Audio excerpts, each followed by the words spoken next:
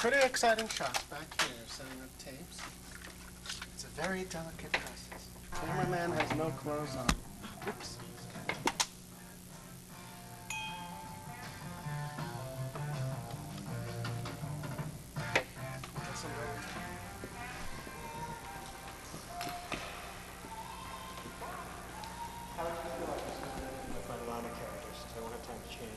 She's going to go out like as a school teacher. And she's going to be like doing a quiz, like an oral quiz.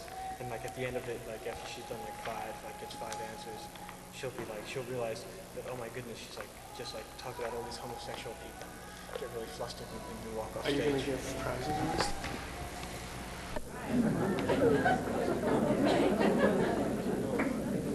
All right, for the national anthem.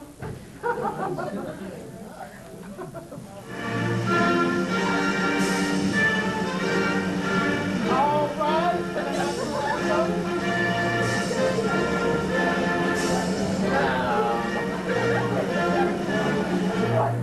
What is this? Stop that! Stop the music! What's the matter? The show's already started. I will not do this show. Of course you will. Why not? I refuse to have that national anthem played before our show. Don't be ridiculous. It's in the contract. What contract? Let me see this. It's right here. So it is. So are some other things.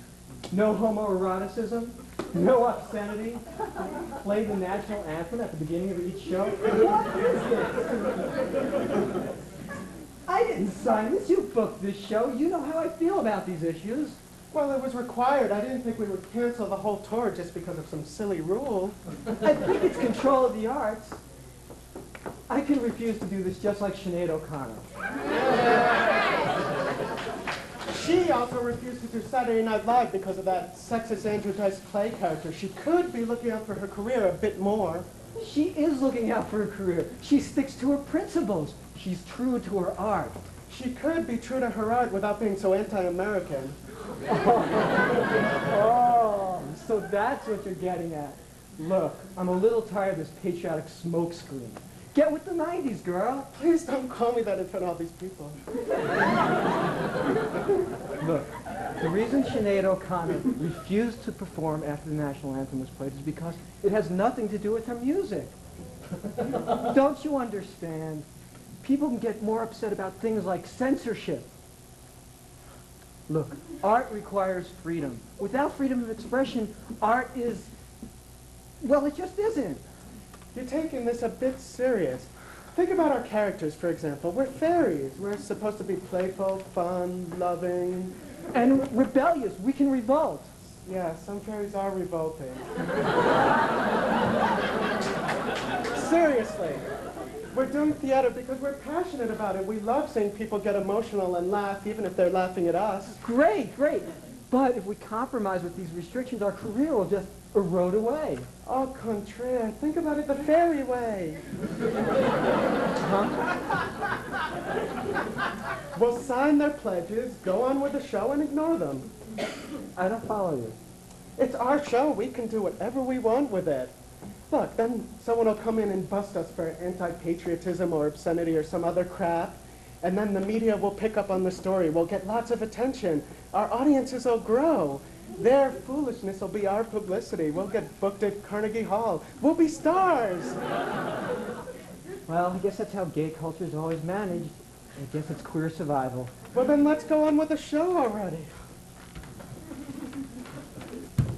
Once upon a time, Earth was home to a happy band of gypsy-like people who knew neither sex nor gender roles. Neither male nor female, they lived happily, loving, playing, and fishing. They became known as the fairies, and everything was wonderful. These fairies were so content that they did not have a word for peace because they didn't even know what war was. But then a dark cloud came to hover over their organic society. The fairies stupid into a state of confusion. But the voice of Emma Goldman, an anarchist feminist revolutionary, came and spoke to the fairies about the need to empower their communities to deal with the dilemmas they face. Only through liberation, she told them, could they overcome the nightmare of genocide, imperialism, and bad taste.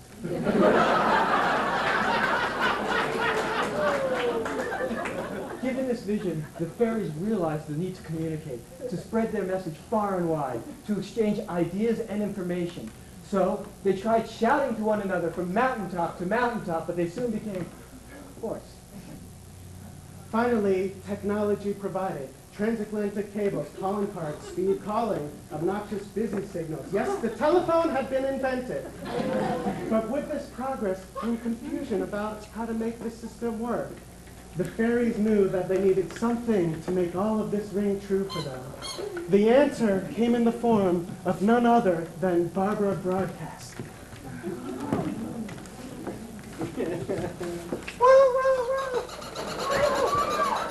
Oh, hang it up, girl. Hang it up. Disconnect me. Quit. Oh, girl. Please. Quit.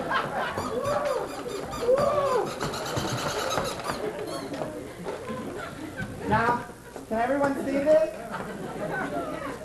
It's my car phone. They're all the rage these days, but they're very expensive. I have telephone karma. Cigar, cigarette, telephone call. My mother used to say that she remembered when I came home from high school one day and announced that I was going to be an operator for the telephone company. Now, I know, most people come home and they say that they're going to be a doctor or a lawyer or something like that, but not me. I wanted to be an operator. I think it came from all those years of watching my hero, Lily Tomlin, as Ernestine on Aladdin. Well, you see, I lived at that time. I was growing up in the depths of southern Georgia, and I could not wait to leave. So I think Ernestine's influence, combined with the fact that our phone bill, which came from Southern Belle, used to say, opportunity doesn't knock, it rings. So all that made me see the telephone company as my ticket out of there. It wasn't easy, though. I had to start at the bottom and do 411 in Houston, Texas for 2 years. But then I got a lucky break, and we became centralized, which means that we then got calls from all over the state, the whole country, even the world.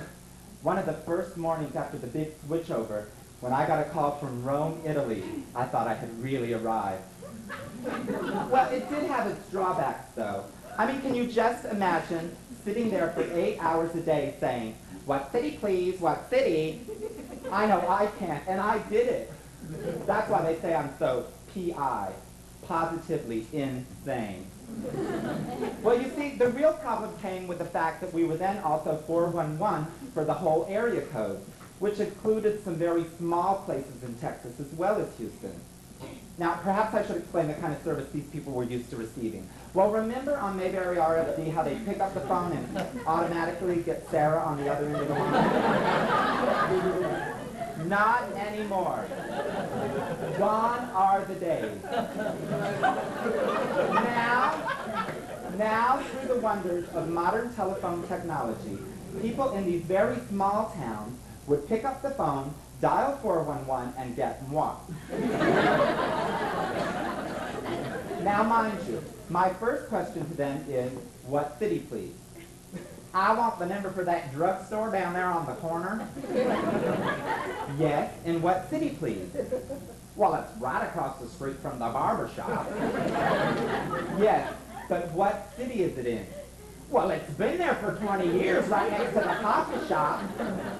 Yes, but please, read my lips. What city is it in? What?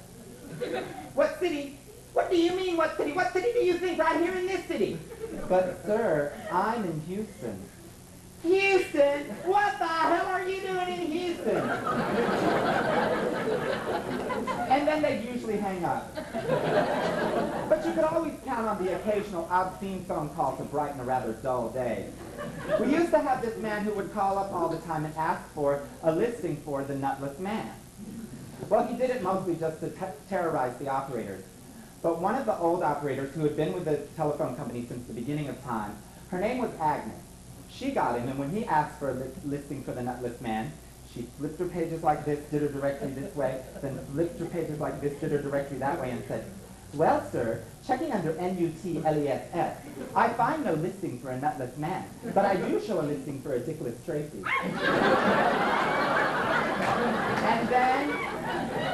And then he never called back. But I changed cities myself by moving to the city of fallen angels, where, despite numerous movie and television offers, I held out until I was able to fulfill a lifelong dream, and I graduated to the Big O. Now, the main difference with the operator, as opposed to information, is that we've got control of your phone. Now, you can cuss out information, then hang up and get a dial tone, but not with the operator. You don't get a dial tone until we say you get a dial tone. You try cussing us out and hanging up, then when you pick up the phone again, it's like, "Yes, I'm still here. You were saying?" Sometimes when they were particularly obnoxious, we hooked them up to this very loud, high-pitched piercing tone and slapped that sucker on hold. So that every time they picked up the receiver, they'd be reminded that they should have respect for the operator. It was really fun if they were calling from a coin phone, because then, with the flick of one little button, you could make that payphone swallow their money. Go ahead, drop in another dime. I'll eat that too. Okay, now how many of you all know what a charger call phone is? They're those funny-looking blue ones? Okay, well, the reason that they're called charger call phones is that there's 3 options for paying for the call. You can make it collect, charge it to a calling card, or to a third number if somebody's there to say that it's okay. Now, that sounds simple enough, right? Wrong. You would not believe how many people call from these phones and want to pay for the call. Well, where are you going to put the money in, fool? Oh, that's one of the things I just loved about my job, getting to talk to the vast array of humanity using the public phone. Once a woman called from a payphone and said, "I want a cab for me and my mother." I said, "Well, ma'am, you'll have to dial 411. "No, I've done enough dialing. I've got a nervous mother, and we want the first cab that comes along." I said, "But ma'am, I don't have the numbers for a cab here." "Oh, this is that AT&T business again, isn't it?" "Well, now, look, we paid our phone bill," and then she hung up. But one of my very favorite calls of all time came on a rather monotonous Tuesday afternoon when I got this call from a payphone. "Hey, operator, the sky is falling. It really is, operator. The sky really is falling." "I feel good. I ain't got no money. I done been to the store and they done took all my money. And I was just walking back by on my way home and I saw this here pay telephone booth and I thought I'd call up the operator and tell the operator, I feel good." And I said, "Well, why do you feel so good?" "I got some black-eyed peas and carrots and I feel like I'm on top of the world and I just felt like calling you and telling you how good I feel." And I said, "Well, thank you for calling. Now, before I go, let me just tell you how hot I am. I got some black-eyed peas and carrots and milk and some cigarettes, baby, and I feel like I done got to hold to the world. And if I had you in bed with me, I'd have to give it back. My name's Debbie, and I'm hot. I'm so hot, I could set a firecracker on fire. Do you hear what I'm saying? That's how hot I am." And I said, "Well, that's pretty hot." "That's pretty hot. Hey, operator, the sky is falling. It really is, operator. The sky really is falling." Well, you can just imagine, after that call, I thought I had achieved it all, the ultimate call and everything. But then, he called. It's crazy, ridiculous. It doesn't make sense. That's true. But what can I do? I'm in love with a man. Plaza O, 443.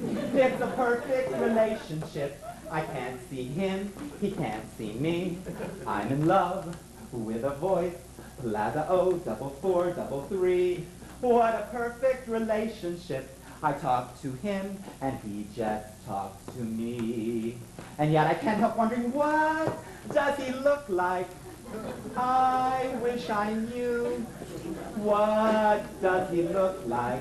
Is 6'7" or 3'2"? Has the eyes of brown or baby blue? Big and mighty or underfed? Trim black mustache or beard of red? Can he dance like Fred Astaire?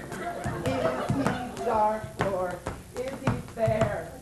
Pompadour or not a hair? Well, I don't care. I'm in love with a man, Plaza O, 4433. What a perfect relationship. It's just how things should always be. Our love can never lose its mystery. 'Cause I'll never meet him, and he'll never meet me. No, he'll never meet me. What does he look like? My sleeping prince. What does he look like? He could be the fat and balding type, all rugged tweeds with a briar pipe, dark-rimmed glasses, super mind, or the sweet poetic kind. It doesn't matter what he'd be, how he'd love me. But he's still just a voice. Plaza O, 4433. What a perfect relationship. I can't see him, he can't see me. He calls me Mom, he thinks I'm 63. And I'll never meet him, and he'll never meet me. No, he'll never meet me. Will Barbara finally make the right connection with Plaza O, 4433, or will she just become drugged, bugged, and coming unplugged? Well, for the answer to these and other questions, stay tuned when Barbara Broadcast returns. Woo!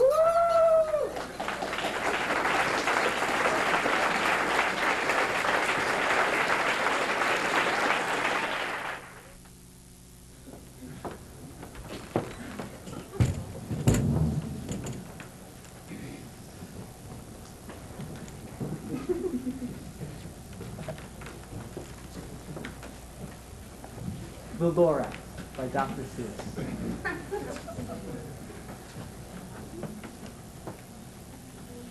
At the far end of town where the grickle grass grows, and the wind smells slow and sour when it blows, and no birds ever sing excepting old crows, is the street of the lifted Lorax. And deep in the grickle grass, some people say, if you look deep enough, you can still see, today, the place where the Lorax once stood, just as long as it could, before somebody lifted the Lorax away. What was the Lorax, and why was it there? And why was it lifted and taken somewhere? From the far end of town where the grickle grass grows? The old Onceler still lives there. Ask him. He knows. You won't see the Onceler. Don't knock at his door. He lurks in his lurkum on top of his store. He lurks in his lurkum cold under the roof, where he makes his own clothes out of myth, muffered moof. And on special dank midnights in September, he peeks out of the shutters, and sometimes he speaks and tells how the Lorax was lifted away. He'll tell you, perhaps, if you're willing to pay. On the end of a rope, he lets down a tin pail, and you have to toss in 15 cents, and a nail, and the shell of a great-great-great-grandfather snail. Then he pulls up the pail, makes a most careful count, to see if you paid him the proper amount. Then he hides what you paid him, away in his snub, his secret strange hole in his groovulous glove. Then he grunts, I will call you by whisper my phone, for the secrets I tell are for your ears alone. Slap.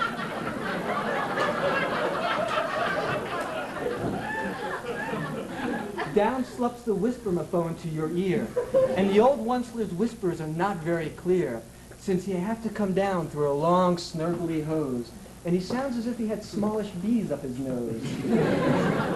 Now I'll tell you He says with his teeth sounding gray. how the Lorax got lifted and taken away. It all started way back, such a long, long time back. Way back in the days when the grass was still green, and the pond was still wet, and the clouds were still clean. And the song of the swomy swans rang into space. Wearing our long green feathers as we fly, wearing our long green feathers as we fly. One morning I came to this glorious place, and I first saw the trees, the truffula trees, the bright-colored tufts of the truffula trees, mile after mile in the fresh morning breeze. And under the trees, I saw brown barbaloots, frisking about in their barbaloot suits, as they played in the shade and ate truffula fruits. From the rippleless pond came the comfortable sound of the humming fish humming while splashing around.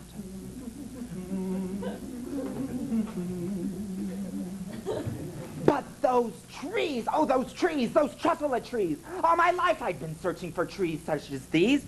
The touch of their tufts was much softer than silk, and they had the sweet smell of fresh butterfly milk. I felt a great leaping of joy in my heart. I knew just what I'd do. I unloaded my cart. And in no time at all, I'd put up a small shop. Then I'd chop down a truffula tree with one chop. And with great skillful skill and with great speedy speed, I took the soft tuft and I knitted a thneed. The instant I'd finished, I heard a gazump. I looked, I saw something pop out of the stump of the tree I chopped down. It was sort of a man. Describe him? That's hard. I don't know if I can. He was shortish and oldish and brownish and mossy and spoke with a voice that was sharpish and bossy. Mister! He said with a sawdusty sneeze. I am the Lorax. I speak for the trees. I speak for the trees have no tongues, and I'm asking you, sir, at the top of my lungs. He was very upset as he shouted and puffed. What's that thing you've made out of my truffula tuft? Look, Lorax, I said, there's no cause for alarm. I chopped just one tree. I am doing no harm. I'm being quite useful. This thing is a thneed. A thneed's a fine something that all people need. It's a shirt, it's a sock, it's a glove, it's a hat. But it has other uses, yes, far beyond that. You can use it for carpets, for pillows, for sheets, or curtains or covers for bicycle seats. The Lorax said, Sir, you are crazy with greed. There is no one on earth, not even a yuppie, who would buy that fool from me. But the very next minute, I proved he was wrong. For just at that minute, a yuppie chap came along. And he thought that the thneed I had knitted was great. He happily bought it for $3.98. I laughed at the Lorax. You poor stupid guy. You never can tell what some people will buy. I repeat, cried the Lorax. I speak for the trees. I'm busy, I told him. Shut up if you please. I rushed across the room and in no time at all built a radio phone. I put in a quick call. I called all my brothers and uncles and aunts, and I said, listen here, here's a wonderful chance for the whole Onceler family to get mighty rich. Get over here fast. Take the road to North Nitch. Turn left at Weehawken and sharp right at South Stitch. And in no time at all, in the factory I built, the whole Onceler family was working full tilt. We were all knitting thneeds, just as busy as bees, to the sound of the chopping of truffula trees. Then, oh baby, oh, how my business did grow. Now chopping one tree at a time was too slow. So I quickly invented my super axe hacker, which whacked off 4 truffula trees at one smacker. We were making thneeds 4 times as fast as before, and that Lorax, he didn't show up anymore. But the next week he knocked on my new office door. I am the Lorax who speaks for the trees, which you seem to be chopping just as fast as you please. But I'm also in charge of the brown barbaloots who played in the shade in their barbaloot suits and happily lived eating truffula fruits. Now, thanks to your hacking all my trees to the ground, there's not enough truffula fruit to go round. And my poor barbaloots are all getting the crummies because they have gas and no food in their tummies. They loved living here, but I can't let them stay. They'll have to find food, and I hope that they may. Good luck, girls. He cried, and he sent them away. I, the Onceler, felt sad as I watched them all go. But business is business, and business must grow, regardless of crummies and tummies, you know. I meant no harm. I most truly did not. But I had to grow bigger, so bigger I got. I biggered my factories, I biggered my roads, I biggered my wagons, I biggered the loads. Of the thneeds I shipped out, I was shipping them forth to the south, to the east, to the west, to the north. I went right on biggering, selling more needs, and I biggered my money, which everyone needs. Then again he came back. I was fixing some pipes when that old nuisance Lorax came back with more gripes. Onceler! He cried with a, he sneezed and he snuffed, he snargled, he sniffled, he sneezed and he snuffed. Onceler! He cried with a crupulous croak. Onceler, you're making such a smog of that smoke. My poor swami swans, they can't sing a note. No one can sing who has smog in his throat. So, Said the Lorax. please pardon my cough. They cannot live here, so I'm sending them off. Where will they go? I don't hopefully know. They may have to fly for a month or a year to escape from the smog you've smogged up around here. What's more, Snapped the Lorax, his dander was up. let me say a few words about gluppity-glup. Your machinery chugs on day and night without stop, making gluppity-glup and also sloppity-slop. And what do you do with that leftover goo? I'll show you, you dirty old Onceler man, you. You've glumped up the pond where the humming fish hummed. No more can they hum, for their gills are all gummed. So I'm sending them off. Oh, their future is dreary. They'll walk on their fins and get woefully weary in search of some water that isn't so smeary. And then I got mad, I got terribly mad, and I yelled at the Lorax, now listen here, Dad. All you do is yap yap and say ba ba ba ba. Well, I have my rights, sir, and I'm telling you, I intend to go on doing just what I do. And for your information, you Lorax, I'm figuring on biggering and biggering and biggering and biggering. Turning more truffula trees into needs, which everyone needs. At that very moment, we heard a loud whack. From outside in the fields came the sickening smack of an axe on a tree.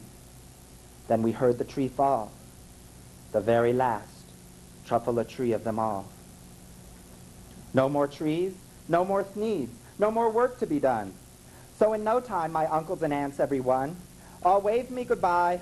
They jumped into my cars and drove away under the smoke-smuggered stars.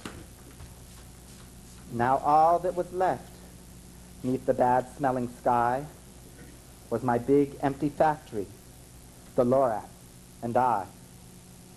The Lorax said nothing, just gave me a glance, just gave me a very sad, sad backward glance, as he lifted himself by the seat of his pants.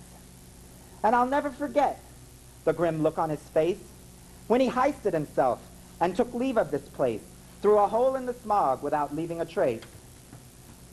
And all that the Lorax left here in this mess was a small pile of rocks with the one word, Unless! whatever that meant. Well, I just couldn't guess. That was long, long ago. And each day since that day, I've sat here and worried away. Through the years, while my buildings have fallen apart, I've worried about it with all of my heart. But now, Says the Onceler. now that you're here, the word of the Lorax seems perfectly clear. Unless someone like you cares a whole awful lot, nothing's going to get better. It's not.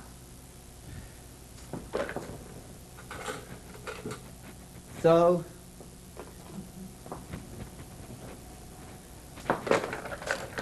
Oh, wait a minute. I know it's here somewhere. The Onceler fumbled around. so, Cat, Calls the Onceler. He lets something fall. it's a truffula seed. It's the last one of all. You're in charge of the last of the truffula seeds, and truffula trees are what everyone needs. So, plant a new truffula, treat it with care, give it clean water, feed it fresh air, plant a forest, protect it from axes that hack. Then the Lorax and all of his friends may come back.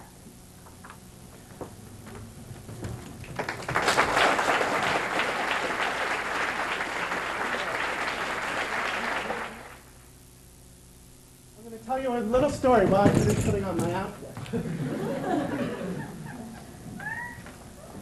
Recently, actually it was in April, I was arrested in Chicago at an ACT UP demonstration.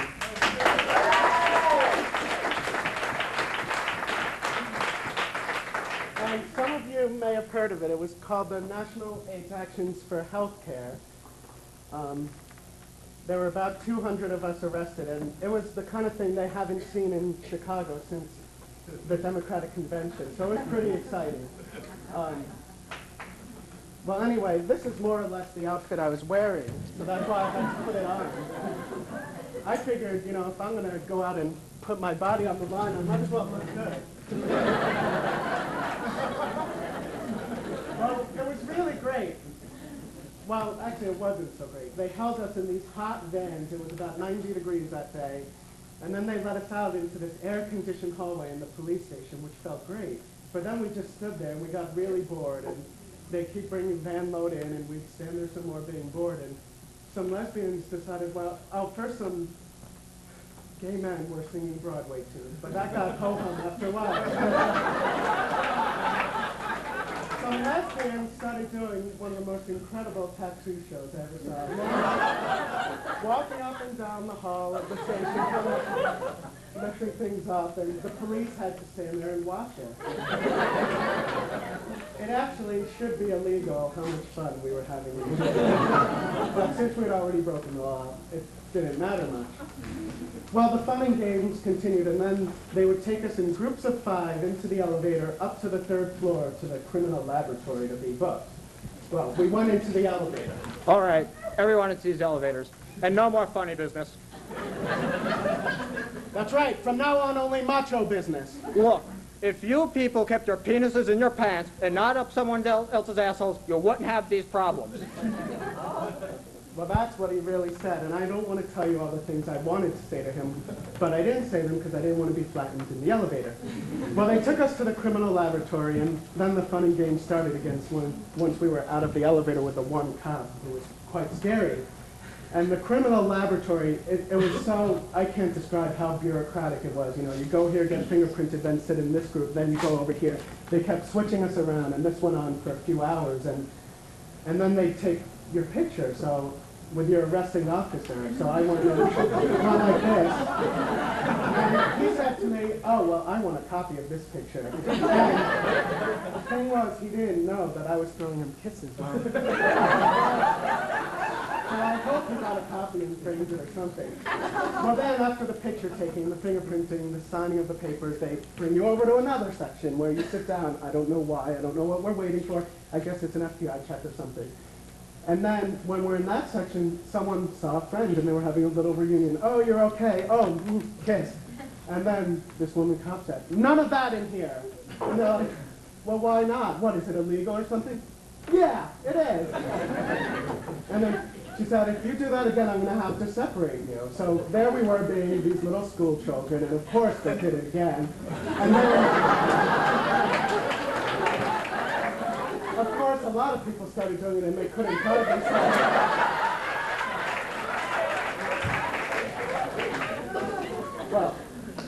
Well, that was fun. Then we finally got out of there after a long day. And we're walking out of the jail, and I'm walking out with my friend Ted, and a police officer says, he said, like, get out, like, goodbye, you silly fruits. And he goes, well, that's better than being a silly brute. And that was that. And the fun was over, except when we got out of the jail, there was a cheering crowd of supporters waiting, and they gave us these buttons that said I was arrested fighting AIDS. And, oh, it seemed so great. Everything was wonderful. But then I had to go back for my trial.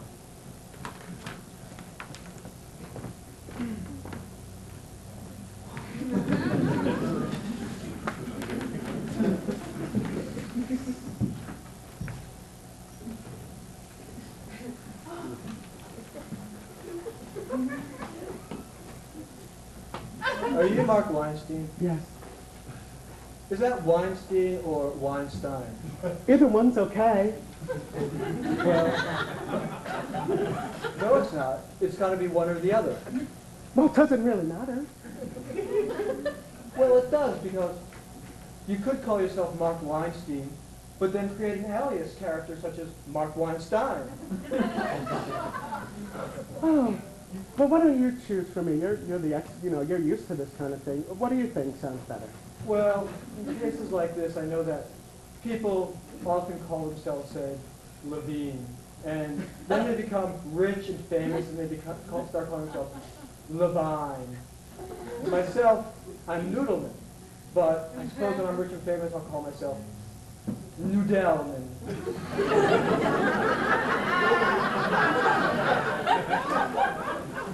So what'll it be? Weinstein. So, you've been charged with mob action and eventually pleaded guilty. Yes. Your sentence is 1 month's supervision. Do you have anything to say on your behalf?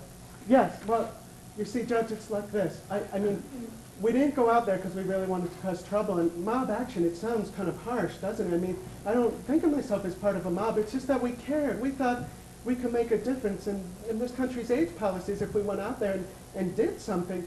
You know, it's not that I want to take up your time. I know you're an awfully busy man, and this court is overburdened with cases, and they're always backed up. But it's just that, you know, we felt like we needed to do what we were doing because maybe we could make a difference or something, and, you know, things would get better. Is that it? Thank you. Did you hear what I was saying? What I was getting at? I mean, you sit up in your high chair as if this isn't something that affects you. Well, I have news for you. This is a virus. It doesn't have any boundaries. It can get you, it can get anyone.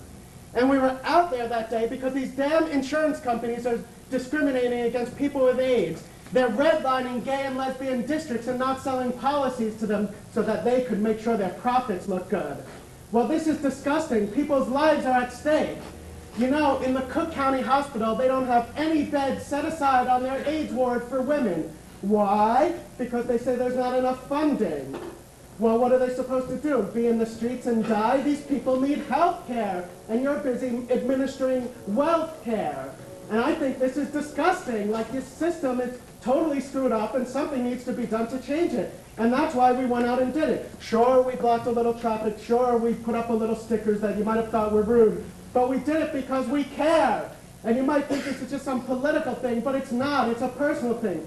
My friend who was arrested with me couldn't even come down to your courtroom today to be supportive because he's too damn sick in bed to come down. And it's because of the damn policies of people who don't give a damn that he's in bed. And I think something more should be done. Are you quite through? No. You can kiss my accabaca, my soda cracker, my booty hole, your ma, your pa, your greasy granny, got a hole in a panty, got a beak behind like Frankenstein. Say beep, beep, beep, get the hell off the bench, Judge. Get out of here. And those brutes even broke my glasses. Now I need new sunglasses.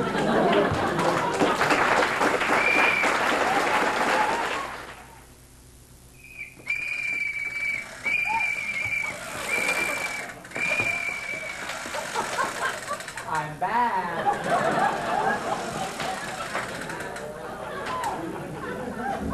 Can everyone see this one? It's my wacky melon phone. It's because this is the seedy portion of the show. Okay, now let's see. When we last left Barbara, she was plugging away in L.A. But I finally had enough of unrequited love, so I unplugged for good, went on a whirlwind tour of Europe to try to find myself. I ended up in New York City, where I decided to stay. I decided not to contribute my luminescence to celluloid immortality any longer, but rather to help make the Big Apple shine just a little bit brighter. Again, I had to turn down Broadway show after Broadway show, but I held out and got another big break in the form of a job working for our nation's #1 television network, NBC, where I was proud as a peacock to be dialing for the stars. It was really a lot like working for the telephone company, except every now and again it would be Shelley Winters or Tony Randall on the other end of the line. Now, I worked on the midnight shift from midnight to 8 a.m., and every morning at 3:15, one of my duties was to call Bryant Gumbel from the Today Show and wake him up. Now, why this man with the salary that he must be making could not afford an alarm clock, I don't know. But it was in my job description, so I did it. Every morning at 3:15, I'd dial him up and cheerily say, "Good morning, Mr. Gumbel, it's 3:15. And then he'd grunt something like,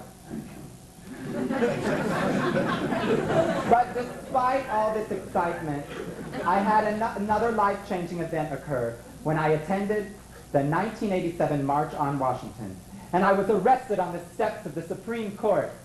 I used my one call from jail to call NBC and tell them that I wasn't coming back. I managed to escape the clutches of big corporation America once and for all, and I became a professional AIDS activist. The only problem is the pay isn't so good. So eventually I did have to get another job, but I was lucky in that I got one working for the National AIDS Hotline. Okay, now you know on TV when they say, if you have a question or want more information about AIDS, dial this 800 number. Well, that's where I worked, in New York City, again on the midnight shift. So from midnight to 8 a.m., I used to babysit the countless number of Americans who, because of a moment's indiscretion, were convinced that any little spot or blemish or mark on their body was, you know, it. Well, you'd be surprised how many people cannot say the A word. So night after night, we began to play this game called Can I Get It? And some of them are just not to be believed. So I have written them down here in my trusty little notebook so that I can share them all with you. And I swear to you that all of these are true calls, okay? First, can you get it from just being in an adult bookstore? Can you get it from someone else having unprotected sex on another floor in the same building?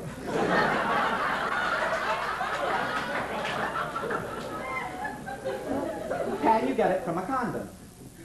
Can you get it from a boy giving you a hickey? If you step on semen, can you get it through your shoe? Now, keep an eye out for that one. You'll note that there are some recurring themes in here, and watch for that one again. Now, this one kind of threw me. Can you get it from artificial ejaculation?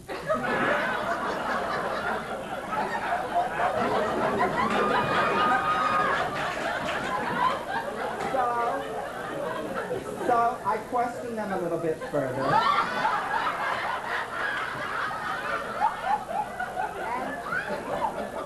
They said, you know, with a hand.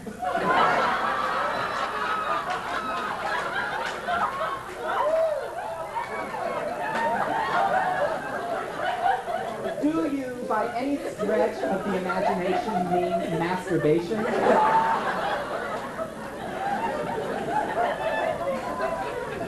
Can you get it from trying on contact lenses?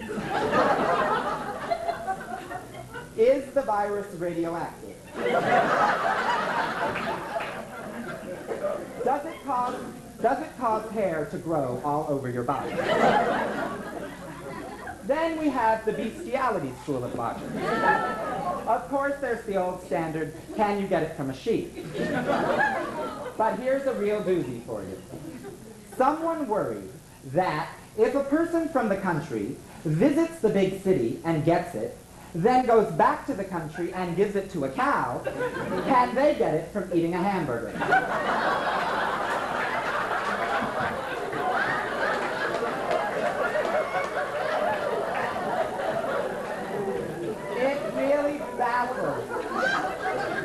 It baffles the mind, some of the scenarios that these people must have spent hours and hours.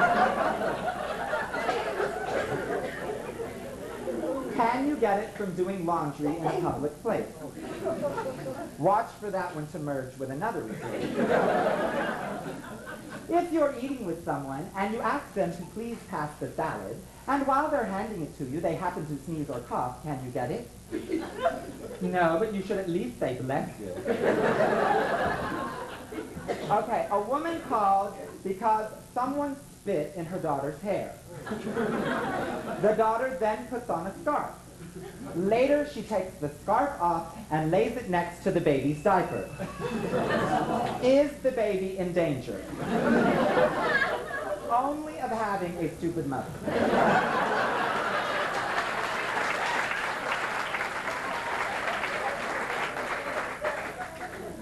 Then, from Bloomington, Bloomington, Illinois. Can we get AIDS if we fuck our cousin? Can you get it from lipstick? Well, gay men do wear lipstick, you know, and I mean, I may have left my lipstick out, and while I wasn't looking, some gay man may have touched up his lips. Now we have one of the most recurring themes, the topless bar.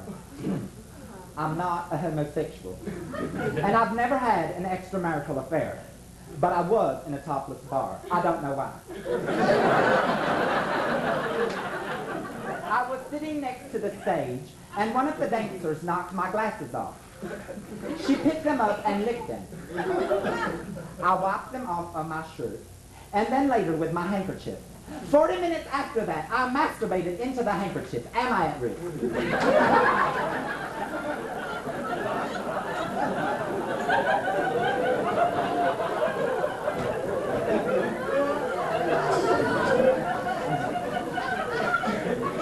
Yes, I was having sex the other night with a woman in the vagina, and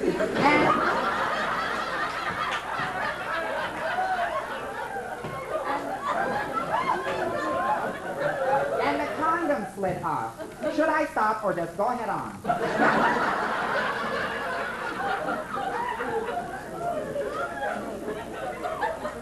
Take this, man. This is really weird. I'm embarrassed, but I just have to unload it on somebody. I stuck an electric toothbrush up my ass, and then I masturbated. So what do you think? I think it sounds pretty sick, don't you? Can you get it from a tin can? Then we have the boy was I drunk last night syndrome. This man said, we was kissing before I even knew what was going on.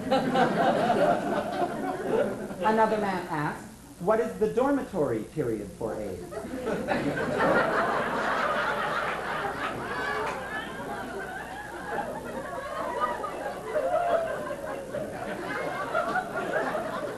A woman asked, if you insert your finger inside of your anus, can you get AIDS that way? A man asked, if you was picking something up and had it against your testicles and mushed them, could that cause them to ache all the time?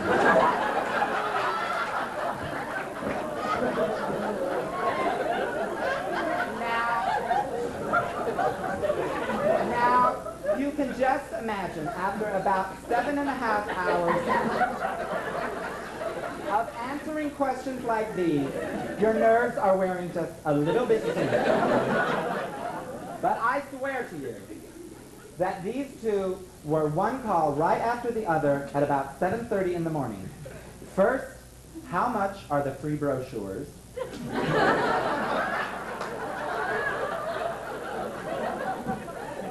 Followed by, yes, I want 2 sunrise up and 1 boil. Oh, I thought this was the National AIDS Hotline. Thus the chant, act up, fight back, Friday.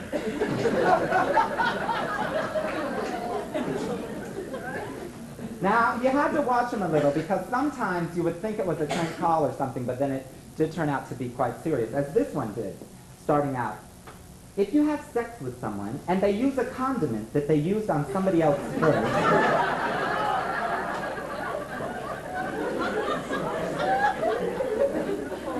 can you get AIDS if you eat flies? Then, yes, I was at a party one night and I got paid $30 to eat a turd.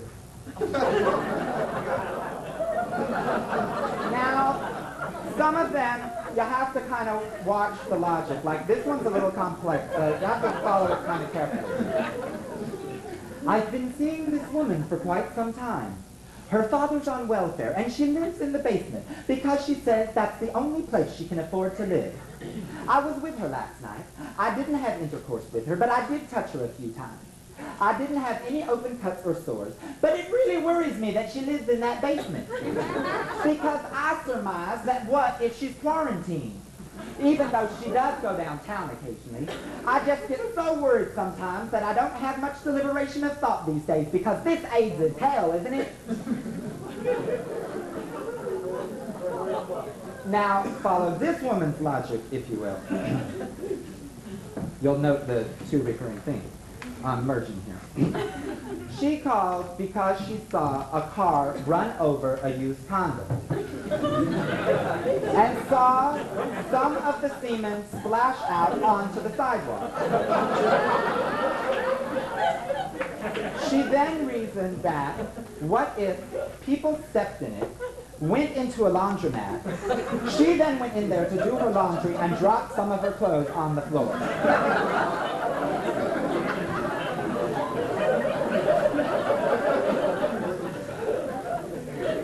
Can I get it from watching my cat do it?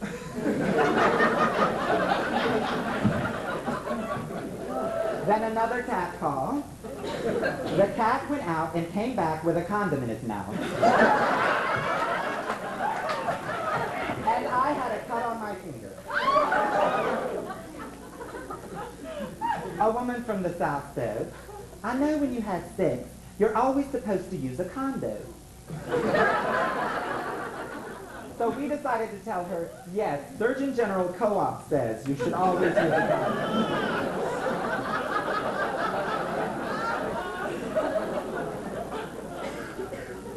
Let's say I have AIDS, okay?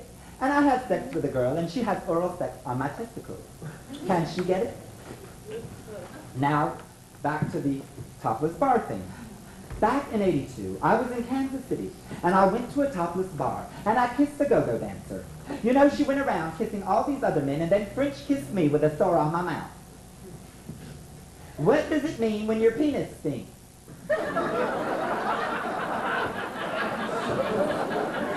Well, for God's sake, take a bath.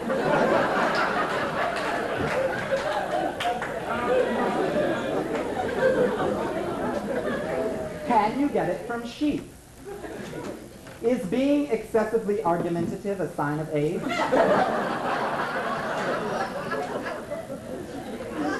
Again from the South. Can you get AIDS from butt fucking? Ding, ding, ding. You win the prize. That's the best way to get it.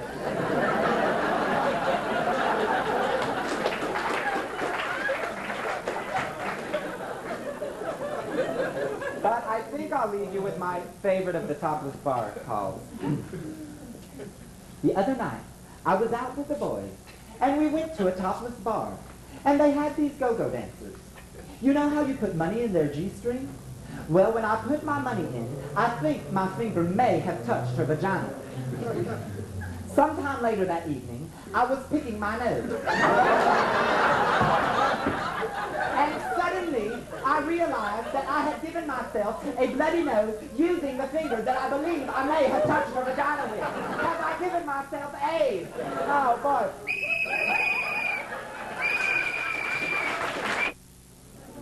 Poem of Christopher Robin and his friends.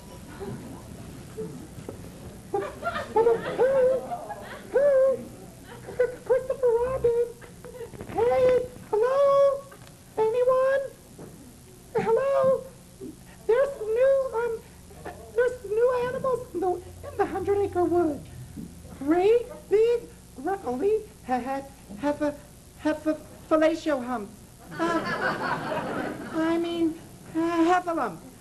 And they look like they might be thinking, what does a piglet taste like? Christopher Robin. Oh, dear.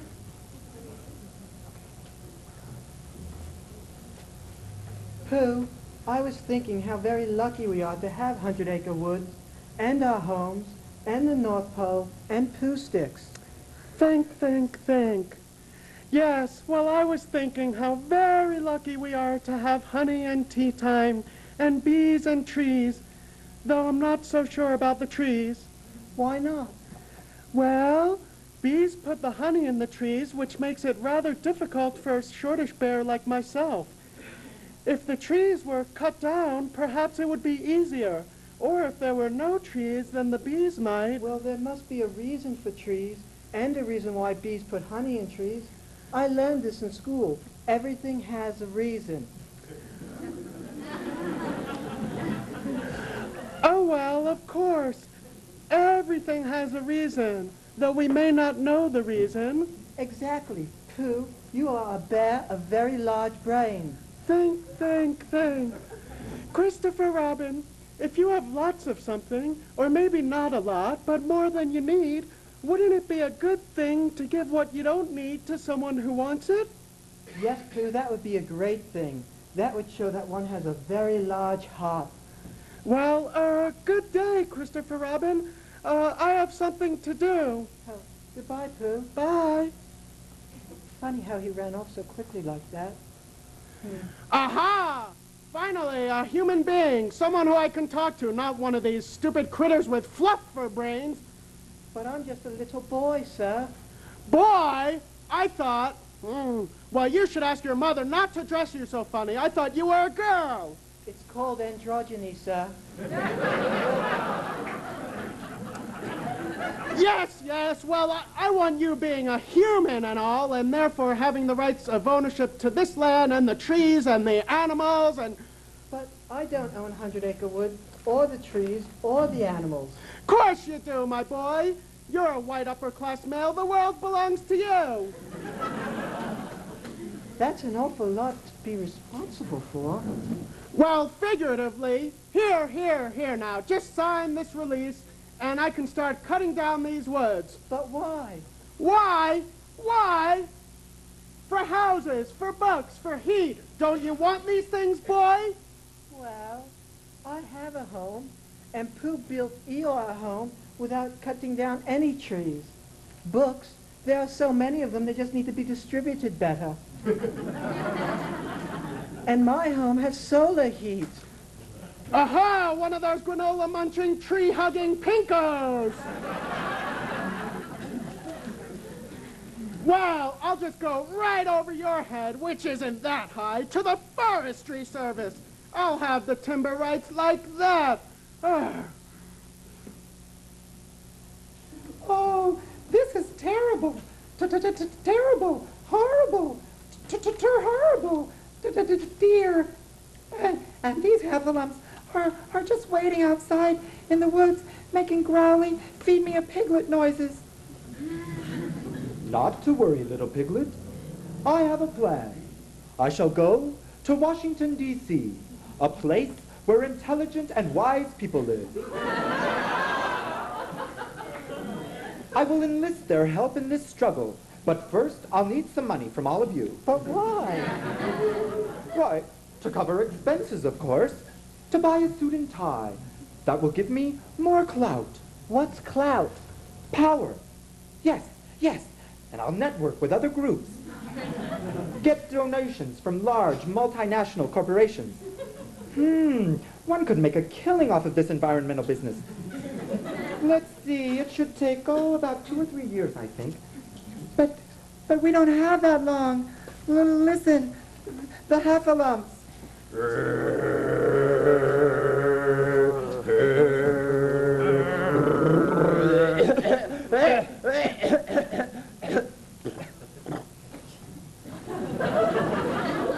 Listen, they've stopped.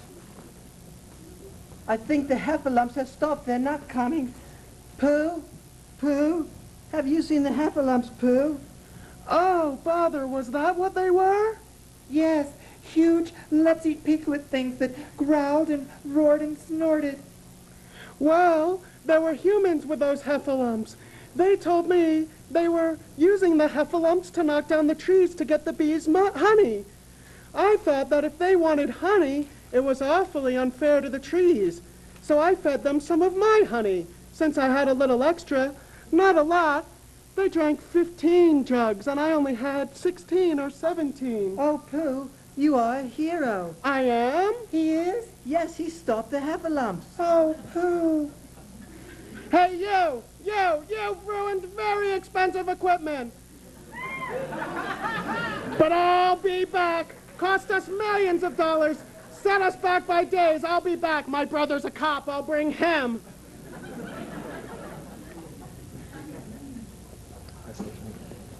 I've always wondered why it was called 100-acre wood. I suppose because that's how many there is, Pooh. Why not 1,000-acre or 100,000-acre? I can't say, Pooh. It would be nice. Pooh, Christopher Robin, let's go for a walk. I'm afraid the heffalumps might wake up, and then there won't be any acre wood. What a good idea. Yes, let's. The end.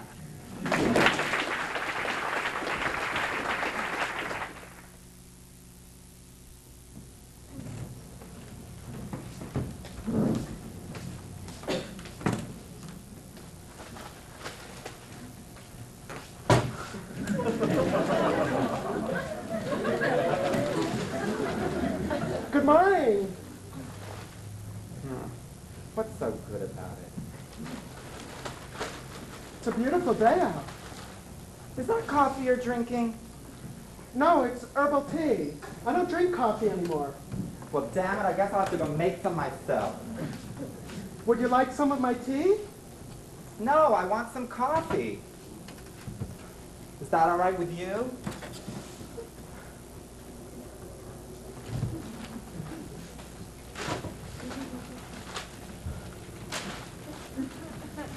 Why are you in such a bad mood? Why do you think I'm in such a bad mood? Well, I'm upset too, but I mean, really, we should have expected an upset. It was a possibility. Yeah, well, I thought it was a possibility, but I mean, we worked so hard on the campaign and everything. And if every gay person and lesbian had got out and voted, this thing would have passed. But you know, the paper says that our neighborhood had the lowest voter turnout. Oh, I know all about that, but I don't see why you have to take it out on me. I voted for it. I gave money to domestic partners. Yeah, well, I think the only reason that you, voted for it was to humor me. I mean, I don't think you're really concerned about the fact that we're being denied our rights. I am. I just think, you take it a little serious. Some people actually had trouble with the whole campaign. Yeah, like you. No, I mean, I wanted it to pass. It's just that how can people, there's so many other issues going on, and it was such a watered-down bill, They want us to act like we're supposed to be monogamous heterosexuals. We have to imitate them and all that in order to get so-called rights. I can understand why people were concerned about more things, That is not the point. We have a right just like everyone else. Why can't we get married like other people do? I mean, what is wrong with this country? We're supposed to live in the most, with it country in the world. I mean, come on, look at Denmark. Denmark, they passed legislation, almost a year ago now, so that gay people can get legally joined in a union. I could go to Denmark and marry my friend Peter, and then I'd have the right to stay in the country and be like a Danish citizen. I mean, come on. Well, maybe I'll just do that. Maybe I just will go to Denmark and marry Peter. I bet I could get a cup of coffee there. Why don't you stay here and fight for what you want? Yeah, well, if I did stay here, I'd fight and make sure that we got what we really wanted this time. Well, I don't even know what you really want. I want a wedding in a big church with bridesmaids and flower girls. A lot of ushers in tailcoats, reporters and photographers. I want a wedding ring surrounded by diamonds and platinum. A big reception at the Waldorf with champagne and caviar. I want a wedding like the heteros have, everything big, not small. If I can't have that kind of wedding, I don't want to get married at all.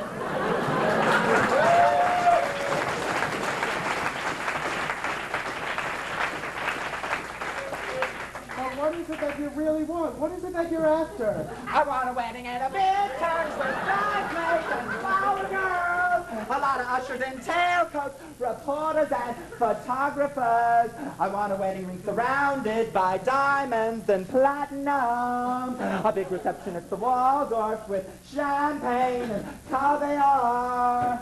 I want a wedding like the heteros have, everything big, not small. If it's not a big wedding, I don't want to get married at all. If it's not a big wedding, I don't want to get married at all.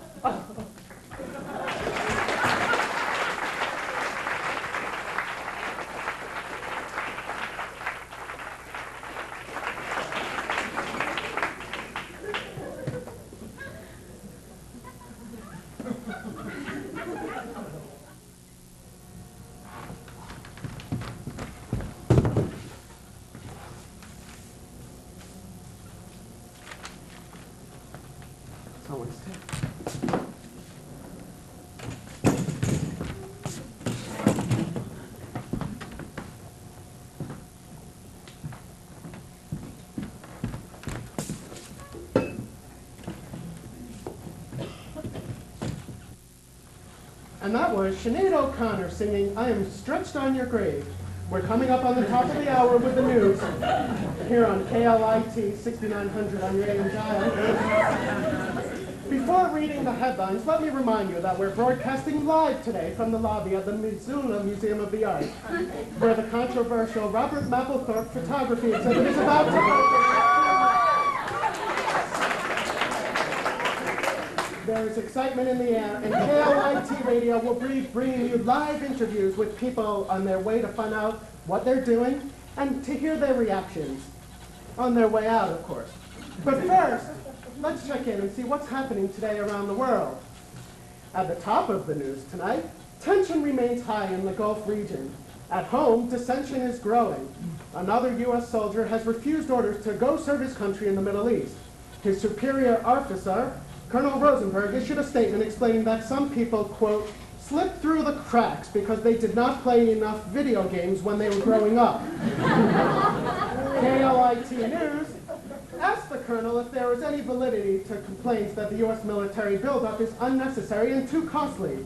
He responded that the Cold War is over. Now we need a hot war if we want the military to remain the most trusted and best financed institution in this great land. In a related item, gas prices declined $2 a barrel today in trading when OPEC announced increased quotas. This just in, oil prices are expected to rise in trading tomorrow. The story seems to change every minute. You're probably as confused as I am about these prices. Well, yesterday, the Citizens for Fair Gluttonous Consumption complains that drivers shouldn't have to pay so much for gas at the pumps. Oil Institute spokesman R.J. Slickwell denied that petroleum companies are taking advantage of the current crisis. Said Slickwell, we're out to make a buck. We just happen to make a few more than most people.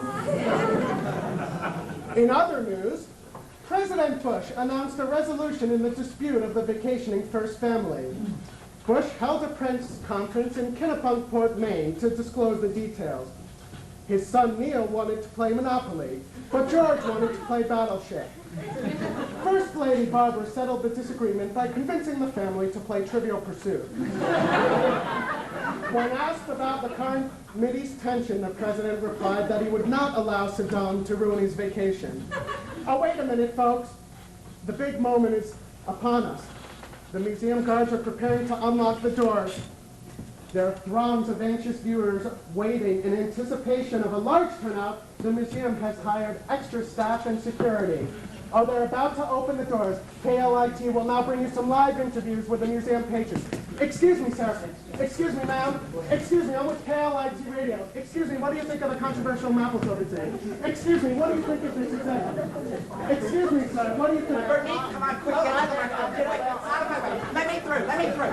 Just a minute, just a minute. We are the Ladies Against Nasty Art. And this exhibit should be shut down. It is obscene and pornographic, and it should not be here. Yes, it shows, it is disgusting, it's perverse. It's decadent. It'll destroy our country. Museums are the bastion of fine taste. They should uphold American Christian values. That's right. Have you viewed the pictures of the Mapplethorpe exhibit? Why, no. But my sister in Washington saw it, and she called me, and you would not believe what they are showing in there today. It's just Men urinating on men, men, pictures of men's things. Oh, how can you say it, Bernice? Well, I'm sure our listening audience would like to know, how can you pass judgment on the art if you haven't seen it yet? Why, this man is a fanatic homosexual. He died of AIDS. They should not be glorifying him in a museum in a fine, upstanding city like Missoula. It celebrates perversity and decadence. I'm telling you, it's terrible. Well, now, you said you're with a group of ladies. What was that group again? We're the Ladies Against Nasty Art. We're L-A-N-A, and we're here to say N-M-N-A. No more nasty art. No more nasty art. Okay, ladies, and what do you hope to accomplish here today? We've got a list of demands with us. Art should be wholesome and redeeming. Art should be for those who can afford it. We deplore pornographic arts. We call for severe penalties for makers of homosexual art forms. We suggest that those convicted must serve as waiters and hairdressers for us for all eternity. In fact, we call for an end to all artistic representations of sex, politics, and religion. It only makes us all uncomfortable. We say no to art that makes people think, exposes us to new ideas, or challenges our sensibilities. Would you please take that thing out of my face? It makes me uncomfortable.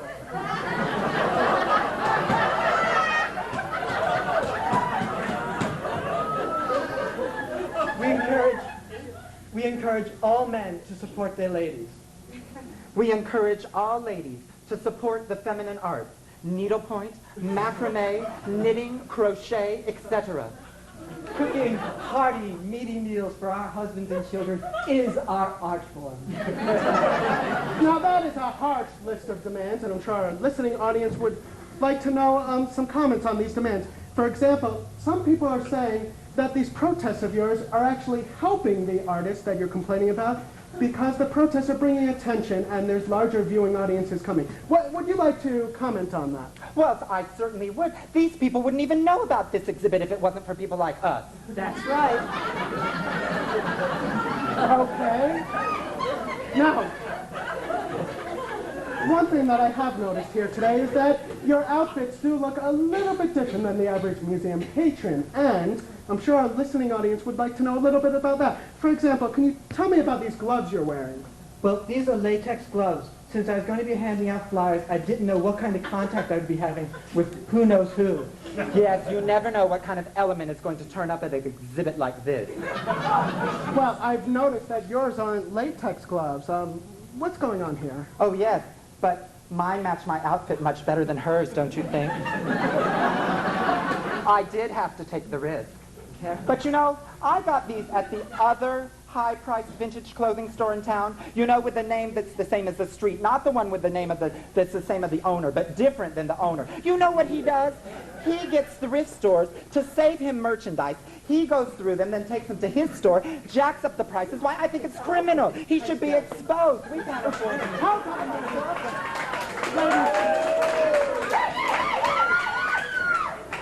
This has nothing to do with the art exhibit here today. Now, you haven't seen the art. Well, I'd like you to comment on some of these prints I have here. My God, Bernice, look at that. How do they do that?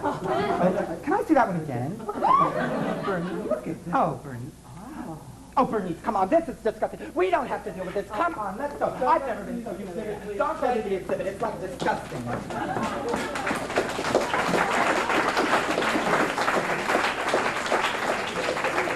There you have it. This has been KLIT Radio with the first interviews of immediate reactions to the Mapplethorpe art exhibit here at the Missoula Museum of the Arts. And now we're going to play some music that Connie Chung said would never be played in Montana. Here's some Katie Lang. I see everyone's here today. Good morning, class.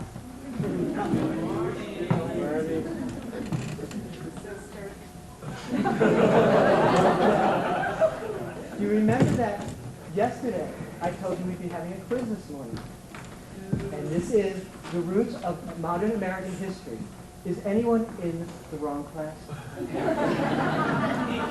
Now, I have to teach this course, though I don't agree with the curricula. I think it is over-liberal. And I do not agree with some of these questions that are required test questions.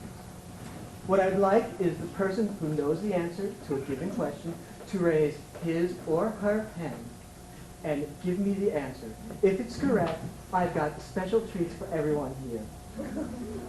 Question number 1. Name the author of the classical work, The Symposium. Yes? Plato. Very good.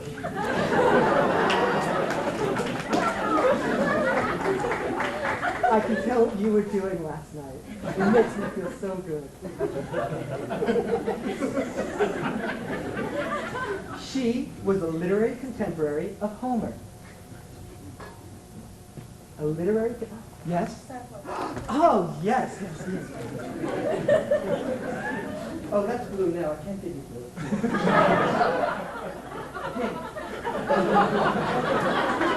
She and her good friend spent their last years in Paris writing and making brownies. Exactly. Oh.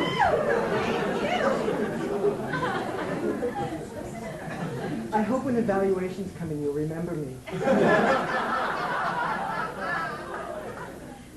This artist became famous for founding the Pop Art School. Back there. Andy Warhol. Oh, yes! Because I, too, grew up in the 60s, and I still believe that with a little love and a little luck, we can conquer this subversive material that I have to teach you.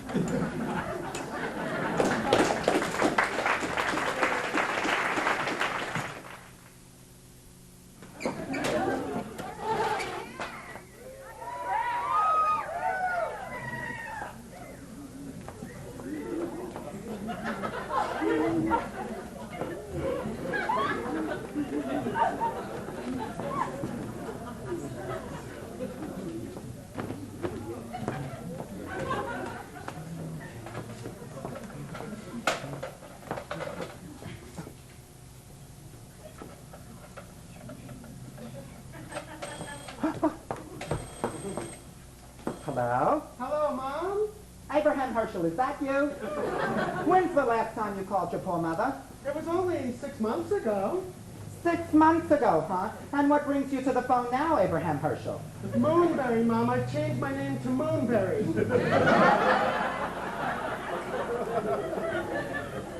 I will not call my son some astrological fruit thing.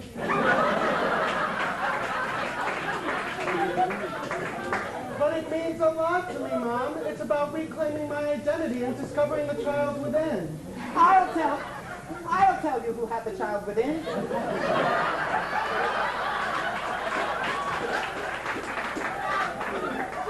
I gave birth to you, I changed your diapers, and you will always be Abraham Herschel to me. Fine, Mom. I didn't call to fight with you. I called to tell you some news. I'm coming to visit you. Oh, be still, my heart. I better sit down. Am I losing my hearing? Did you say you were coming to visit? Yeah, I kind of miss you. Excuse me, but the last time I saw you, what was it? 4 years ago? You said you never wanted to step foot into my home again. So what's different now? I haven't written you out of my will, you know. It's just that I think we can overcome our differences and be friends again.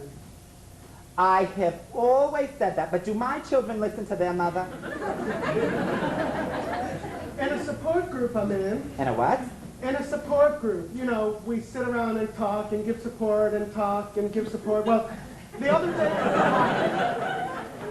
day we were talking about the neglected elderly in our society.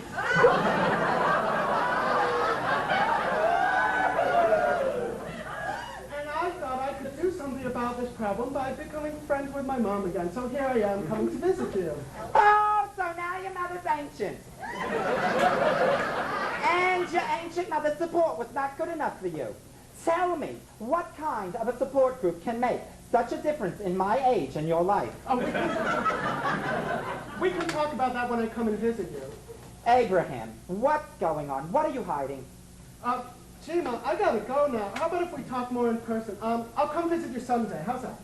All right, fine. Have it your way. I'll wash the sheets and have your favorite dinner waiting for you. No, don't do that. I mean, don't go to any trouble on account of me. Trouble? What trouble? It's no trouble, baby. I'll see you Sunday, okay? Bye-bye. But, Mom, wait. Mom? I don't know if I can go through with this. Well, I certainly can't go in this skirt. I mean, it's always about the way he loves. I don't know. Abraham, why don't you get yourself together? Oh. Tie my hair back, certainly. I don't want that disheveled mess in my house. If you're not going to cut it, at least tie it back. I mean, Why can't she just accept me for who I am? This look stuff is just... It's so boring if everyone looks the same. Oh, the earrings, too. What if it doesn't work out? Well, I guess I could just go out to the disco or something. Hello, Mom? Baby, so good to see. Let me look at you, Abraham. Abraham, have you lost weight? Have you been eating enough? Are you sick? Abraham, why were you being so secretive with me on the phone? Mom, there's something I've been meaning to tell you. I just haven't found the right time yet. And what's wrong with now? Well, I'd like to settle in before we have a heart-to-heart talk. All right, now have it your way. Let's talk about safer topics like, do you have enough money? Are you working? Yeah, I got a job as a hairdresser. Oh, I see. And what have you been doing with your night? Oh, I like to go out dancing. And have you continued your education like you promised you would? Yes, I'm taking a disco class every other Thursday. Gee, sounds like you're busy. Yeah. A hairdresser, huh? So, seen any good movies lately? Oh, yeah, I saw this one. It's called Cho-Chong Trilogy. Oh, what's that? I never heard of it. Oh, it's about this man and his friend and his relationship with his mother. Oh, a real family picture. Well, I'll have to see it. Yeah, it kind of reminds me of us. So, Abraham, tell me, do you have any girlfriends? When are you going to give me some grandchildren? Mom, we've talked enough about me already. What about you? How have you been? Oh, you know, the same. My arthritis still bothers me. I still knit sweaters. I play canasta with the girls. What more can I tell you? Sounds like you're busy. But not too busy to make your favorite dinner. Meatloaf with potato latkes. Lots of applesauce and sour cream, just the way you like them. But Mom, I'm not that hungry. What, you're not hungry for meatloaf and potato latkes? And for dessert, I made your favorite, Boston cream pie. Mom, it's just that there's something I've been meaning to tell you. Should I sit down for this? Probably. It's just that I needed to develop my pride first. Yes, dear, what is it? Mom, I don't think you're aware of my true identity. I'm waiting. Mom, I'm a vegetarian. Excuse me, you're what? I said I'm a vegetarian. What are you trying to tell me here? I'm telling you, I choose a lifestyle that doesn't include eating meat. Vegetarian, what? And my chicken soup was not good enough for you when you were sick? Yes, but now I prefer miso soup with tofu in it. Soy Gewalt. Where did I go wrong? You never went wrong. It's who I am. Are you sure this is not just a phase that you're going through? Yes, and don't try and talk me out of it. I happen to enjoy brown rice and lentils. Yes, but do you have to flaunt it? People need to know about it. Oy vey. Now your mother is going to be up all night worrying about the kinds of health problems that I hear that vegetarians get. You know, you need your meat for protein. That's a myth. A vegetarian diet's proven healthy. Lots of experts agree.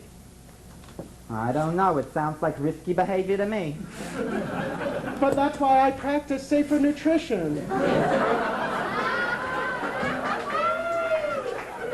And what does that mean? That means that I practice protein combining and I abstain from multiple junk food binges. Why, though? Why this lifestyle?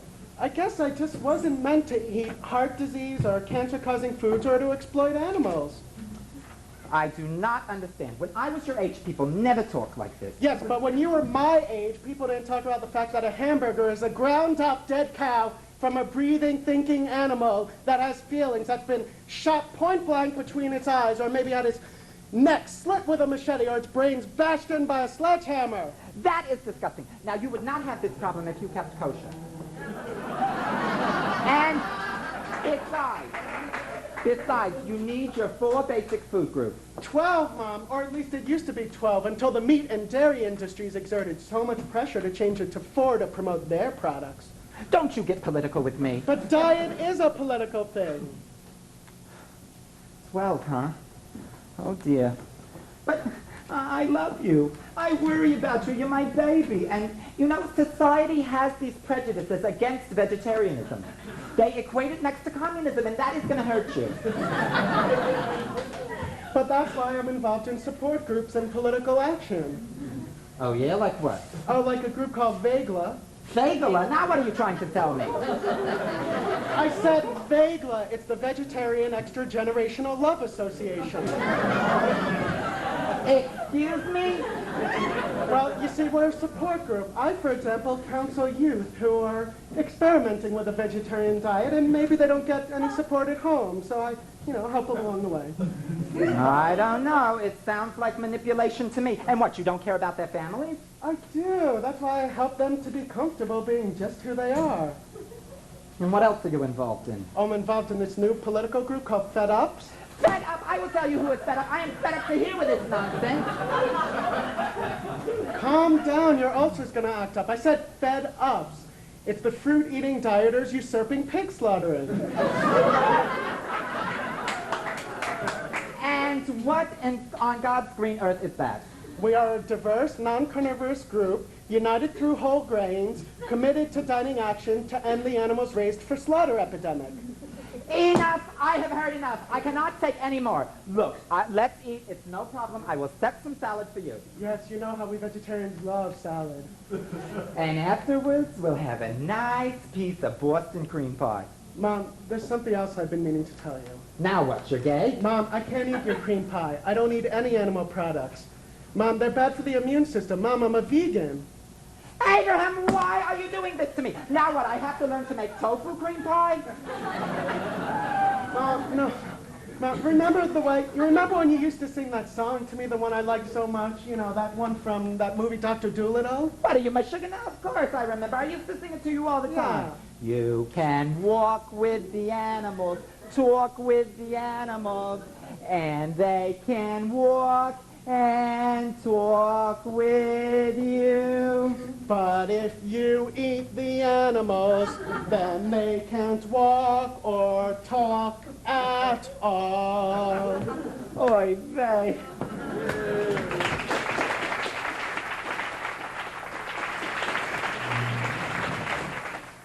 More audience participation part of the show, and this is called Unnatural Quotations. What I'm going to do is read some quotes out of this book, Unnatural Quotations. Does anyone have this? Then you can't play. No, well, just pretend you didn't know, okay? What I'll do is read a quote by a famous person and just yell out who you think said it. And whoever gets it first gets some of these great cards. Let me tell you about these cards. These cards were made up by the people who sponsored us in Bend, Oregon, and they all say a gay person was here, a lesbian was here. If you're not gay or lesbian, that's okay, but you can leave it anywhere you go, and it has little interesting quotes and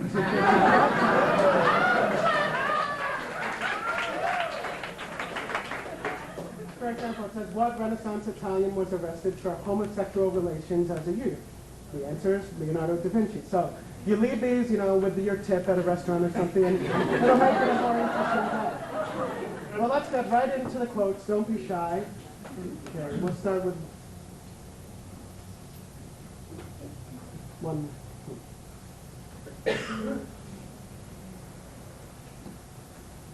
Okay, we'll start with this one.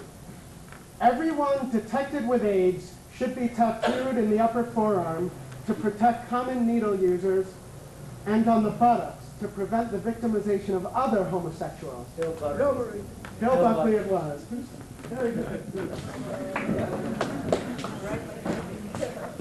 Kind of scary.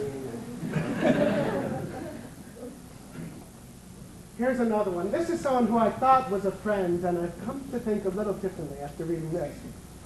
There's a moral laxity around. Herpes and AIDS have come as the great plagues to teach us all a lesson. It was fine to have sexual freedom, but it was abused. Apparently, the original AIDS sufferers were having 500 or 600 contacts a year. Give me their numbers. And they are now inflicting it on heterosexuals. 500 or 600.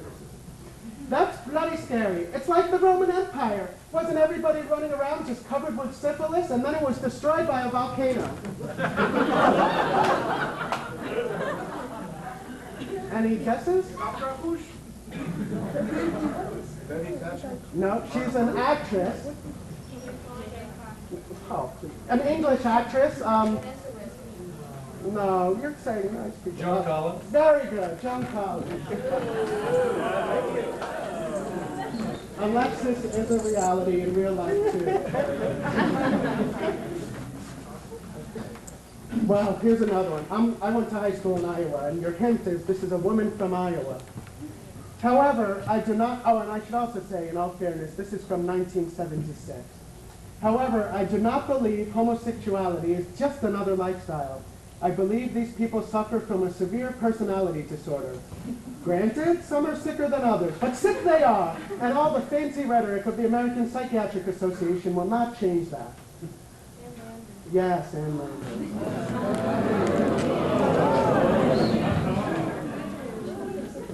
but she has changed her tune, I'm sure most of you know. But that's her background, I'm afraid to say. Well, there must be a good quote in here somewhere. Okay, this one. This was a comment about gay men. Let me say, a more artistic, appreciative group of people for the arts does not exist. They are more knowledgeable, more loving of the arts. They make the average male look stupid. Yes, it was better. Okay. I'm an alcoholic. I'm a drug addict. I'm homosexual. I'm a genius. Of course, I could be all four of these dubious things and still be a saint. And he guessed that it was Truman Capote. And actually, I just saw a show on Broadway called True, which is now going on a national tour, and it was really incredible. So watch for that show. But getting back to this, we've given away these great cards, but I think, you know, you people have paid some good money. You've been great in coming out here tonight, and I'm kind of upset that they don't have something better. I mean, what is wrong with you people? You know, like, this is Missoula. Can't you have something better? I'm going to talk to the management. I'll be back. Okay. What is wrong with you people? Take care.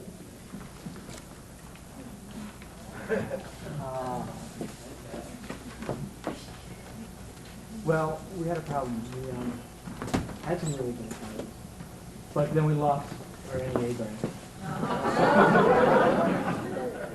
But, if I'm not mistaken, the head of the NEA is going to be here in Montana. Can someone know about that? Can someone get details? Yeah, he's going to speak at the Cultural Congress Friday afternoon in Goldman. I think he said he's speaking 1:30. Well, go. In Strand Hall and the Strand Theater. Go, let your voice be heard, speak out against this nonsense. It is nonsense. But then again, we don't have the time to speak out against this kind of nonsense. So we said, what can we do? So we said, hey, we'll get our act together. We'll take it to Washington, D.C. We'll talk to the government. And yes, indeed, we turned code.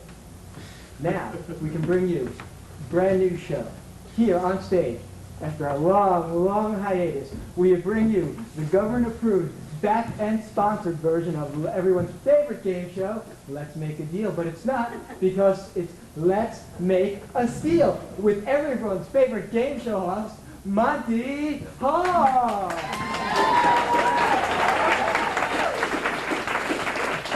Thank you very much. I'm back here on Let's Make a Deal. What a relief. They had me selling windows on TV. I can't tell you how dreadfully boring that was. But thanks to the U.S. government, with a big flag up there too, I'm back on Let's Make a Steal. They sponsor the show now, so it's a little bit different. Of course, you all are familiar with this game, I hope. The difference is on this show, because of the mounting deficit, when we give away the prizes, we ask that you give them back to us at the end. That's the way it goes. We have a debt to wipe out. But before we get into the show, let us introduce the lovely Carol Merrill. Carol, come on up.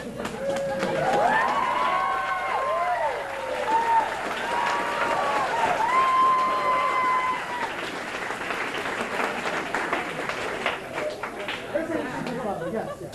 Okay, well, you all know how this game is played, I'm sure. This is the game where we have lots of money and prizes to give to you, and you have lots of things that you want to give to us.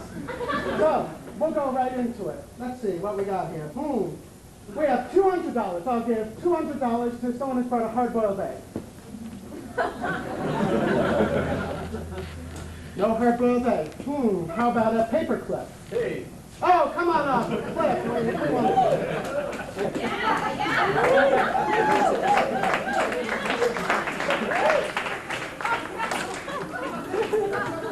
Dump it out!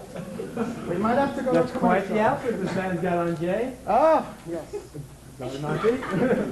Okay, now, there's some nice other things in the fact, but we don't have time to talk of that. Sir, what, ma'am, sir, what is your name? Tell the viewing audience at home. Oh, Jim? Okay, Jim. Model this outfit for the TV audience. We have $1,500 before you drool on it. Consider, you might want to trade this away for what's behind the curtain where the lovely Caramel is standing.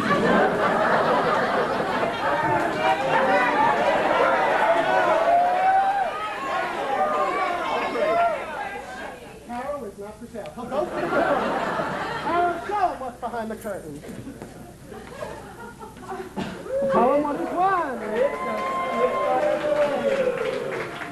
Yes, now you too can have your very own Spitfire plane, just like the users in Central America to stray El Salvadorian villages. You too can dump your load on some poor innocent people. With the special Agent Orange Napoleon attachment, you can destroy hundreds and thousands of acres of jungle, forest, brushland, whatever. The cost, we can't let you know, but if we had spent the money for AIDS research, we might have a cure right now. Oh well. Thank you for being on Let's Make It Cool.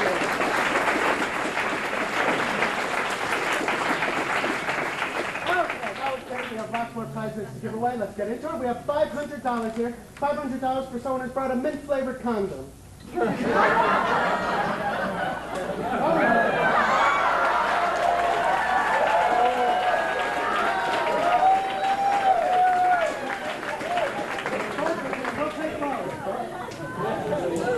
No, you two, come on up.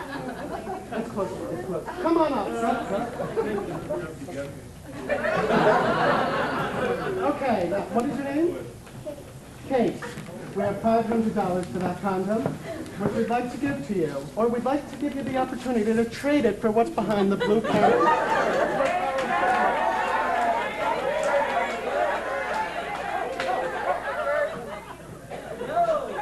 I'll take the curtain. The curtain!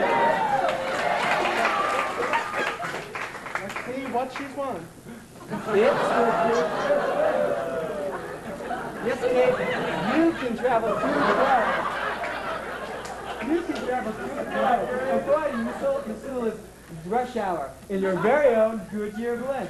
This balloon comes complete with the latest in surveillance equipment, so you can listen in on your neighbor's bedroom and stop them before they do anything that might be illegal. Thank you for being on the contestant today. Let's make it.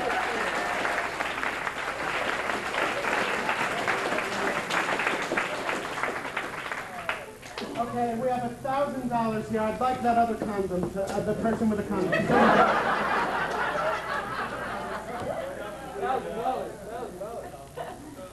Come on up.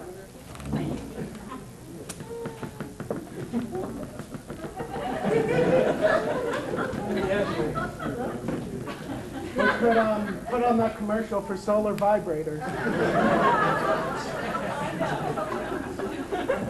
Okay, great.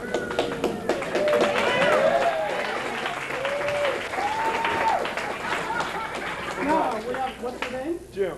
Jim, we have $1,000 for you, which you can have, or you can give it to this one here in the audience and trade away for what's in Carol's box. $1,000, you get Carol's box. Let's see what It's a date with the Incredible Hunk. Be the envy of everyone at Amvex after 8. When you appear with this fabulous Incredible Hunk, he's 200 pounds of male pulchritude. Get yourself ready for some hot nights. Maybe I should give you your condom back.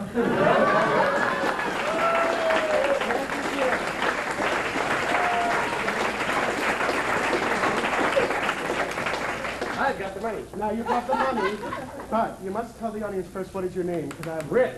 Rich, you have $1,000. It's a lot of money. Okay, I know it might be your hourly wage, but you might want to trade it away because there might be a fabulous prize behind the curtain where Carol's standing. Oh dear. What will it be?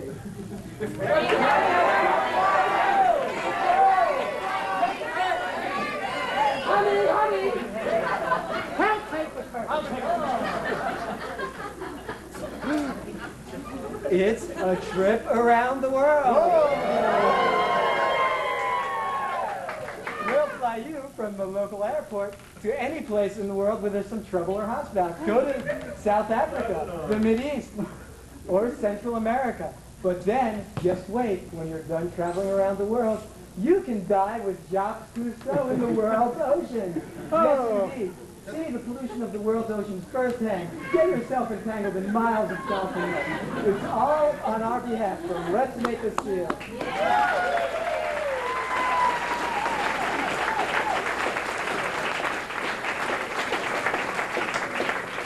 No, we're sure that Rich is going to love that. I mean, it gets boring just looking at Missoula's polluted water all the time. Why not see the rest of the world? Okay, now, we have 5,000 big ones. 5,000! Which we'd like to give away. I'm looking for someone who's wearing purple shoes. You should know what color shoes are. Okay, how about green shoes? Green shoes? Oh, come on. Oh, we have two of you.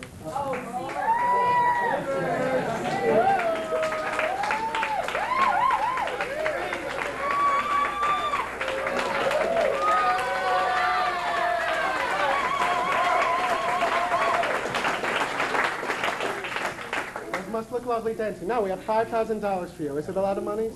Quite a bit of money. It's quite a bit of money, he says. Well, it's quite a bit of money, but it might be less than the value of the prize behind the curtain where Carol's standing. Would you like your money or trade it for the prize?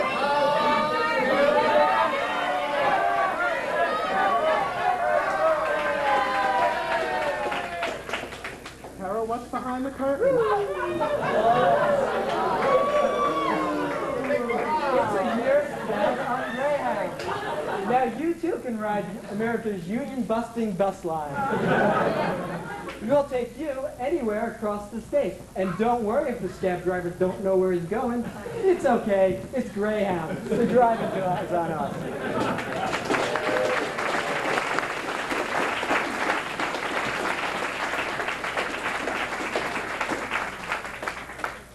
The sponsors of our show have asked us to mention that bulletproof vest does not come with this product. So, okay, now, this is the time when we have what we call the curtain showdown here. We have 3 curtains, we have Carol to model them, and what we need is the 2 top winners back. Well, that would be Jim with the Spitfire airplane.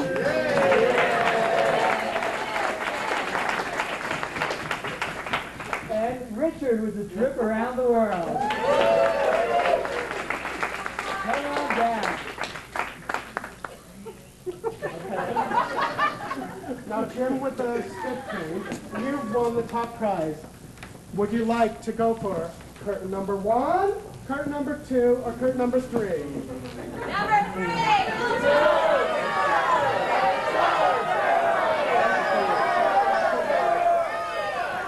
Who likes blue, he'll go for 1. You're screaming out. Okay, now, which one would you like? 2. He took 1. 2. Okay, he'll go for curtain number 2. Carol? Okay, wait, you picked 1 blue, you picked 2 gold. Why did you choose 2? Because they told me to. It's 2. That means that no one has chosen curtain number 3. Let's see what someone has passed up. It's a fabulous jewelry collection. For such famous jewelers as Tiffany, Cartier. Talk to us, Harry Winston. Oh, well, no one picked that. Now, Rich, you pick curtain number 2. The Yes. gold curtain, because the audience told you to, okay? Carol, let's see what he's won behind curtain number 2. Jay, tell him what he's won. It's Patsy Cline's birthday cake. And in celebration, we're all going to sing happy birthday. Happy birthday to you. Happy birthday to you. Happy birthday, dear Patsy. Happy birthday to you. Blow out those candles. Yeah.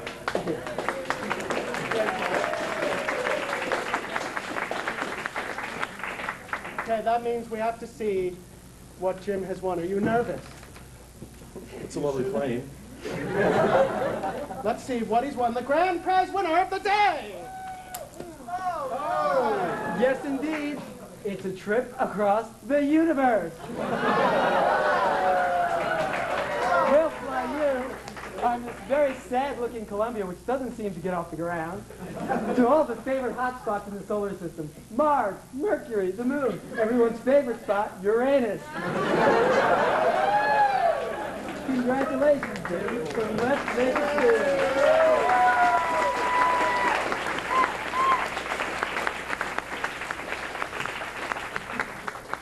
It's been great, you've been a great audience for this game show here.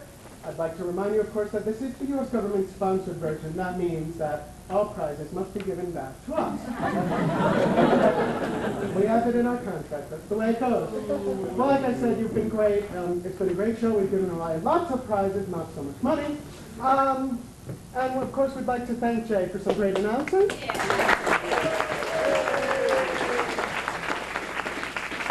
how about a round of applause for Carol?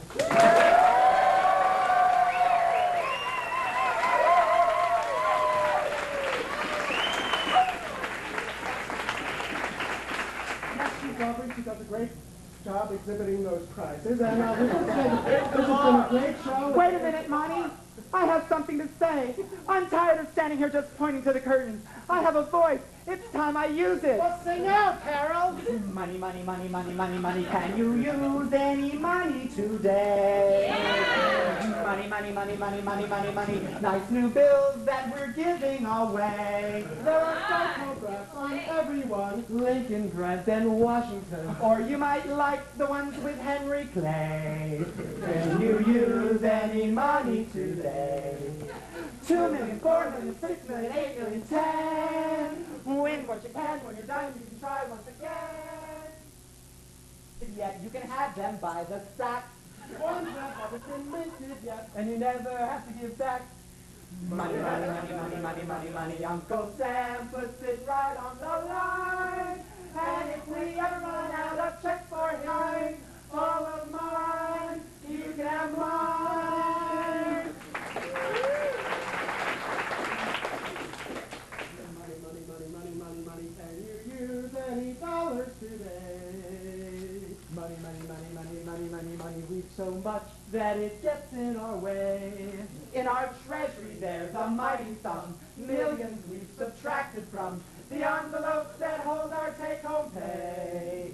Can you use any money today? Backstage with the props, there's a room with a vault full of gold. We'll fill it with all it can hold. Take 10 million and please don't fuss if you find it can't be spent. You can lend it right back to us. And we'll pay you 7%. Money, money, money, money, money, money, money. Uncle Sam puts it right on the line. And if that curtain or box just doesn't work, you can have mine.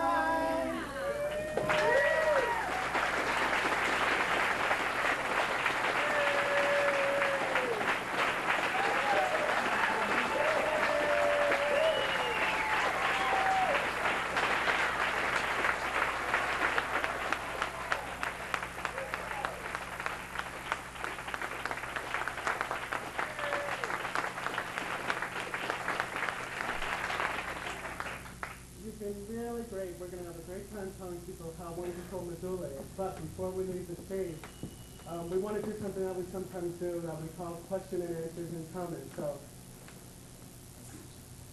Oh, yes, and we have to do thank you. First, we'd like to thank Kevin and William for putting us up and putting up with us.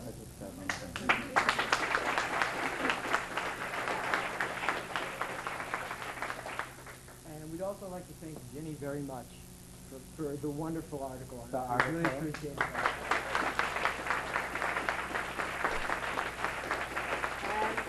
And Rich, too, for the radio interview.